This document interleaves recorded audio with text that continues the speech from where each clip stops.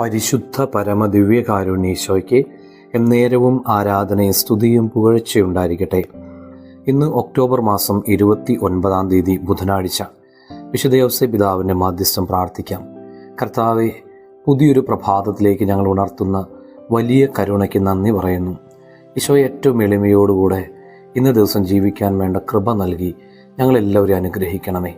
ഞങ്ങൾ ഇന്നത്തെ പ്രവർത്തന മേഖലകളിലുടനീളം അവിടുത്തെ വലിയ സംരക്ഷണം ഞങ്ങൾക്ക് നൽകണമേ. പ്രത്യേകിച്ച് ഇന്ന് നമുക്ക് രോഗികളായി കഴിയുന്നവർക്ക് വേണ്ടി ഈശോയുടെ പക്കൽ മാധ്യസ്ഥം പ്രാർത്ഥിക്കാം. ലൂക്കാ സുവിശേഷം 17 അധ്യായം 9 ധ്യാനിക്കാം. കൽപ്പിക്കപ്പെട്ടത് ചെയ്തതുകൊണ്ട് ദാസനോട് നിങ്ങൾ നന്ദി പറയുമോ? കൂലി കൊടുക്കുന്നതല്ലേ, പിന്നെ എന്തിനാണ് നന്ദി പറയുന്നത്?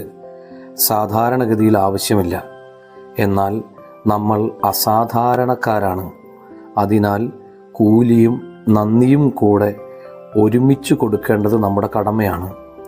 ജോലി ചെയ്യുന്നവർ പ്രതീക്ഷിക്കുന്നത് കൂലിയാണ്, എന്നാൽ കൂലിക്കൊപ്പം അവർ പ്രതീക്ഷിക്കാത്തതും കൂടെ നന്ദിയുടെ ഒരു വാക്കുകൂടെ കൊടുക്കാൻ ഇന്നു മുതൽ നമുക്ക് പരിശ്രമിക്കാം.